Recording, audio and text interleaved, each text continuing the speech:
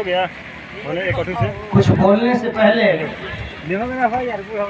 मेरे बहुजन मूल निवासी में जन्मे तमाम संतों गुरुओं को नमन करता हूँ। जैसे तिलका माझी, शेख भिखारी, सिद्धू कानू, बिरसा मुंडा, नीलांबर पीताम्बर, जयपाल सिंह, वीर बुद्धू भगत, बाबा साहब डॉक्टर भीमराव अंबेडकर, जगदेव प्रसाद कुशवाहा, ललय सिंह यादव, कर्पूरी ठाकुर, पूरन देवी, तमाम महापुरुषों को मैं अपनी ओर से नमन करता हूं। और आज इस कार्यक्रम के अध्यक्षता कर रहे आपके बीच का बेटा, तेज तरार नौजवान भाई शक्ति सिंह और उनके पूरे टीम, और इस कार्यक्रम का सफल संचालन कर रहा है एक उभरता नौजवान जिनके दिल में गरीबों के प्रति दर्द है और उस दर्द का मिटाने का दवाई भी यह नौजवान मजबूती से बनाने का काम कर रहे हैं। मेरे छोटे भाई पूर्व मुखिया राजकिशोर सिंह जी और उनके तमाम टीम, और इस मंच पर उपस्थित यहाँ के प्रखंड विकास पदाधिकारी बड़े भाई जयपाल सिंह जी,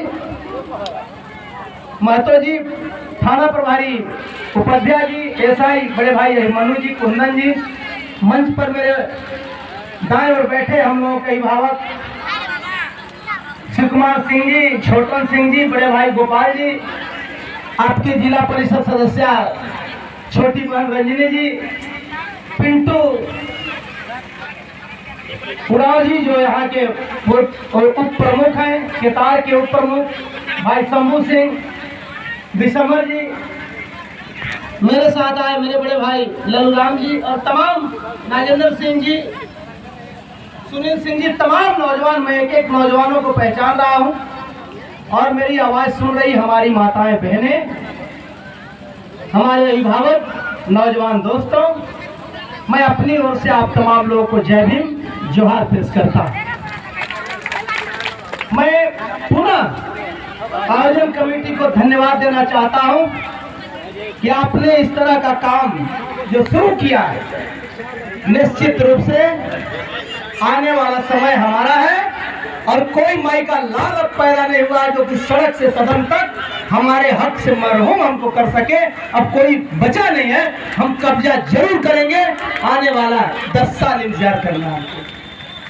मैं आपके बीच में बहुत रोड़ा नहीं बनूंगा, मैं कुछ कहना नहीं चाहता हूं, मैं सिर्फ एक बात पर चर्चा करना चाहता हूं। आज हमारा आदिवासी समाज अपना सम्मेलन मना रहा है और विश्व का जो सबसे बड़ा देश है, विश्व का जो अगुवा है, वह देश हमको आदिवासी दिवस मनाने के लिए पूरे दुनिया को मजबूर किया।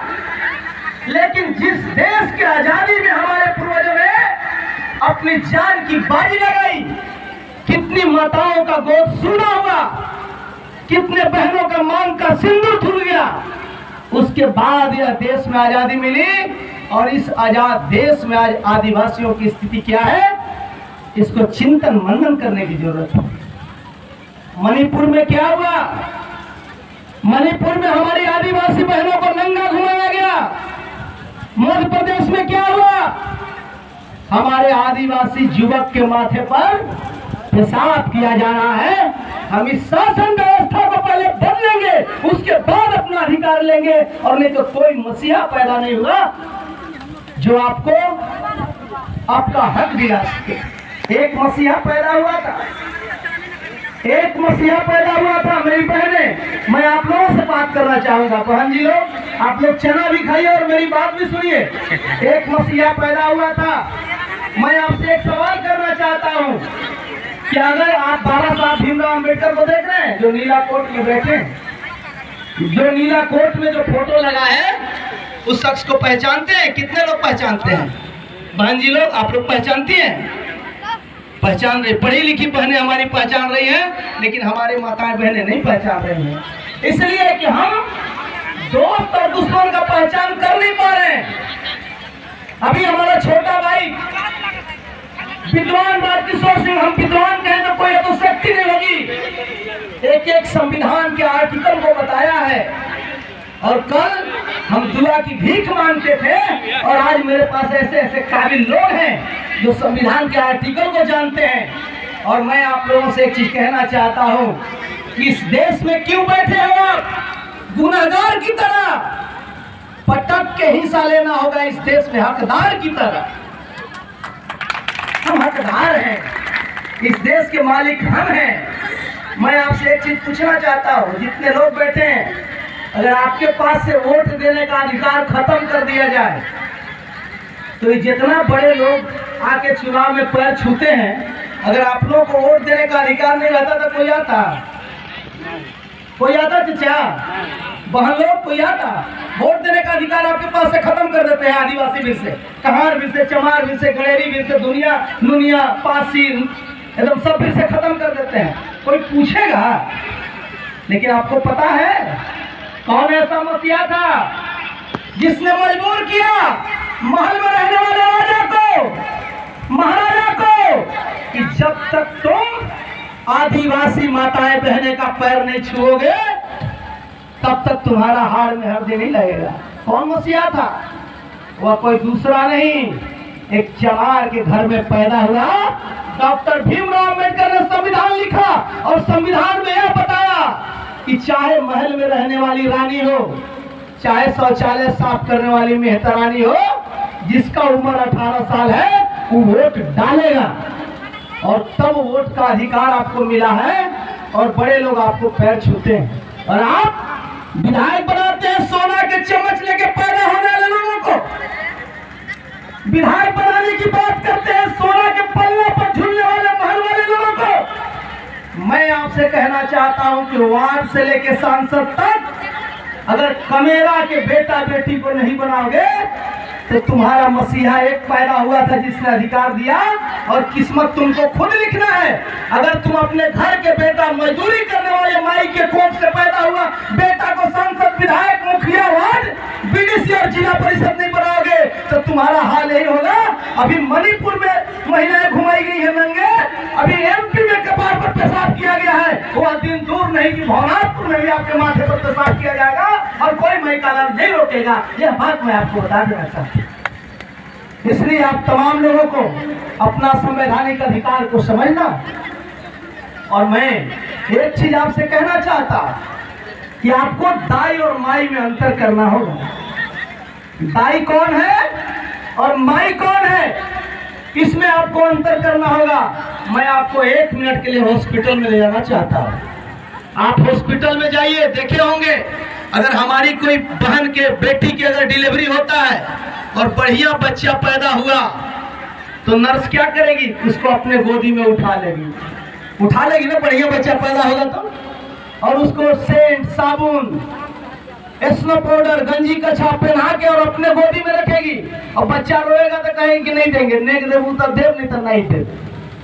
ये बात बाकी नहीं, ये बात बा ना। जब आप नेक उसको देते हैं नर्स को 10, 20, 50, 100 रुपया, तब वो आपको बच्चा देता है। अगर मरा हुआ बच्चा पैदा ले तो नर्स का मिनट गोदी में रखेगी? 1 मिनट रखेगी? लेकिन उसको तो रखने वाला है, कौन रखेगा? उसकी माँ उसको रखेगी और तब तक रखेगी जब तक कि उसको गोदी से छीन के जबरदस्ती दफन नहीं कर लेते, तब तक वो अपने गोदी में रखेगी और रोती रहेगी। इसीलिए मैं आपसे कहने आया हूं कि आप माई और दाई में अंतर करिए कि आपका माई कौन है और आपका दाई कौन है। जब तक आप माई और दाई में अंतर नहीं करिएगा, अपना और पराया का पहचान नहीं करिएगा, अपने बेटा को नेता नहीं बनाइएगा, अपने बेटा को सांसद नहीं बनाइएगा। हम लोग कितनों यहाँ हाई स्कूल के ग्राउंड में कबीलाई कर लेंगे तो कुछ होना जाना है क्या? संविधान तो बनना है लोकसभा में और विधानसभा में। राजकिशोर भाई, संविधान कहाँ बनता है? लोकसभा में और विधानसभा में। और हम लोग कितनों काबिल बन के भाषण दे लीजिएगा हाई स्कूल में तो क्या आपको टाइम से वृद्धा पेंशन मिल जाएगा? टाइम से क्या आपके बच्चे पढ़ लेंगे? और आप कुछ कुरीतियां हैं, उससे बाहर निकलिए। वक्ताओं की लंबी कतार है, कुछ कुरीतियां हैं, उससे बाहर निकलिए। हिंदू मुस्लिम की लड़ाई मत लड़िए। अगर आप हिंदू मुसलमान की लड़ाई लड़ते हैं तो नुकसान आपका है। हम हिंदू कब हैं? जब वोट देना होगा तब, और मुसलमान से काटा काटी करना होगा तब। ये दूसरे जगह हिंदू हैं, नहीं तो चले जाइए मंदिर में। रामनाथ कोविंद राष्ट्रपति पुष्कर के मंदिर में गए। चमार का बेटा राष्ट्रपति हुआ करते थे इस देश में, और पुष्कर मंदिर में गए और मंदिर के गर्भगृह में उनको घुसने नहीं दिया गया। जीतन राम मांझी 17 नवंबर 2019 को बिहार के मुख्यमंत्री हुआ करते थे, मुसहर के बेटा नवादा देवी मंदिर में गए, मंदिर में नहीं घुसने दिया गया, और घुसे भी तो उनको निकलने के बाद मंदिर धोआया गया। मैं नहीं बोल रहा हूं, नेट पर सर्च करो भाई, मैं किसी के भावना को हाथ पहुंचाने नहीं आया हूं। मंदिर आप जाइए, मैं मना नहीं कर रहा, आप पूजा पाठ करिए, अगर आपको संतुष्टि है तो पूजा पाठ करिए, लेकिन अपने बच्चों को मंदिर से ज्यादा स्कूल में भेजिए। 4 साल के लड़का है और शिव चर्चा करवा रहे हो, जल चढ़वा रहे हैं। 4 साल के बच्चा है, पहला क्लास में पढ़ने वाला है, और कहाँ भेज रहे हैं? जल चढ़ाने के लिए, शिव चर्चा करने के लिए। उस बच्चे का उम्र जल चढ़ाने का और शिव चर्चा करने का नहीं है। उस बच्चे को स्कूल भेजो, और ये किताबिया नहीं रहता ना, जो ना के बाबा साहब लिखे हैं, नीलका कोटवा वाले का नाम है संविधान, जो किशोर सिंह पढ़ रहे थे।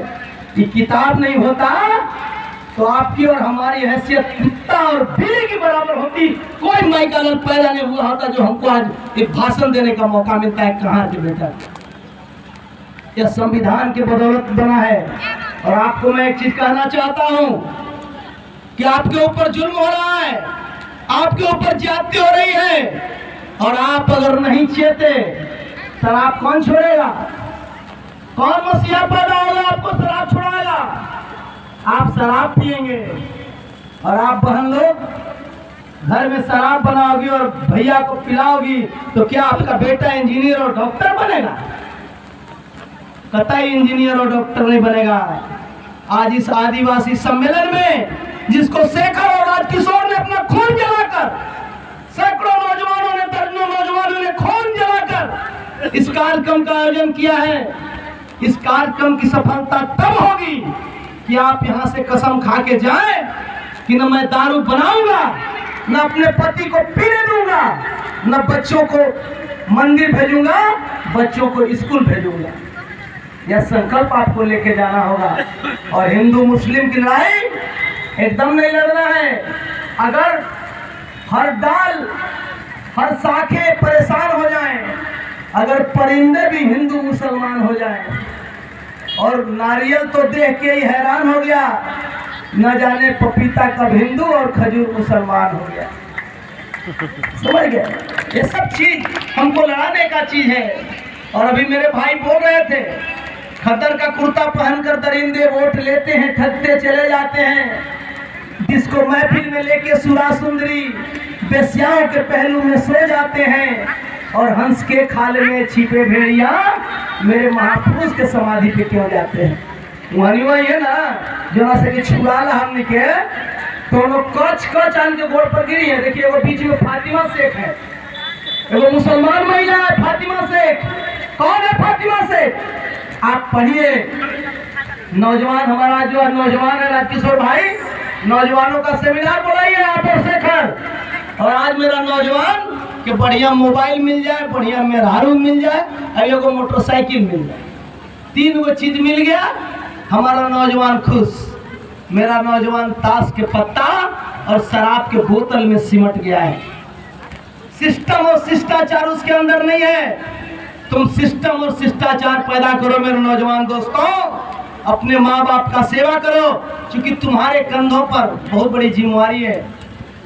माँ बाप का सेवा करो, अपने बच्चों को पढ़ाओ, तब कहीं जाके राजकिशोर और शेखर जैसे जो सैकड़ों नौजवानों ने मेहनत करके यह कार्यक्रम आयोजित किया है, उसका हक और अधिकार अदा तब होगा और हमारे महापुरुषों का सपना तब साकार होगा जब हम अपने लिए काम करेंगे। और एक चीज और आपको हम बता देना चाहते हैं, 2 मिनट आपका समय लेंगे। असमानता, अपने मन से हीन भावना निकाल दीजिए ना। आप हीन भावना से ग्रसित हैं, क्यों हीन भावना से ग्रसित हैं? अगर हम कहार के लड़का हैं तो हमको बाबू साहब लांग के चल जाएंगे। अगर हम नाटा है तो लामा आदमी हमको धसर देगा। हम करिया है तो गोरका हमें रगड़ देगा। अरे हमको पढ़ाया है मेरी माँ बाप ने, अपने भूखे पेटे रह के मेरे माता पिता ने हमको कुछ दिया नहीं दिया, लेकिन आप चले जाइए, परसों मेरा घर है, आज मेरी माई धान काटती है, मेरी पत्नी महुआ चुनती है, और जब भी हमको समय मिलता है मैं भी अपने हाथों से काम करता हूँ।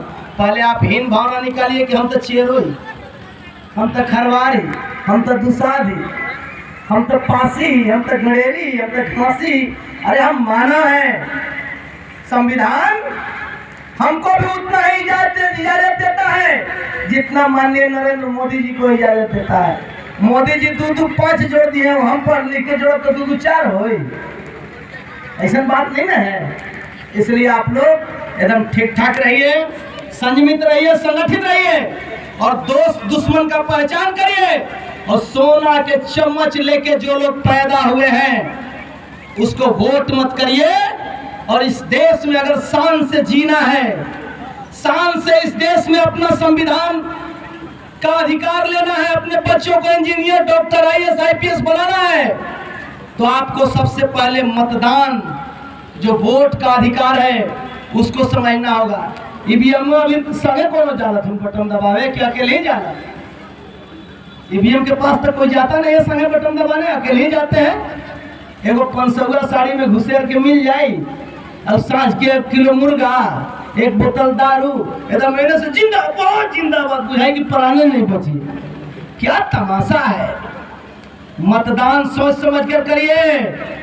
अब गरीब के कोख से पैदा हुआ बेटा को सांसद, विधायक, MP, मुखिया, BDC, वार्ड, सब उसको बनाइए। तब जाके कहीं आपके बीच के लोग, हम लोग पैदा हुए तो कहाँ पलंग पर थोड़ा सोए हैं, आप लोग पैदा हुए हैं तो सोफा सेट पर चले गए। हम लोग पैदा हुए ना तो हम लोग के माई लेके धान के खेत में चली गई। 6 महीना 8 महीना हुआ, उल्टाए पलटाए लगे तो हमने की माई धान के खेत में ले ली चली गई, और धान के खेत में ले जाके पाजा बिछा के उस साल बिछा के ऊपर सुता दिया और धान काटा है।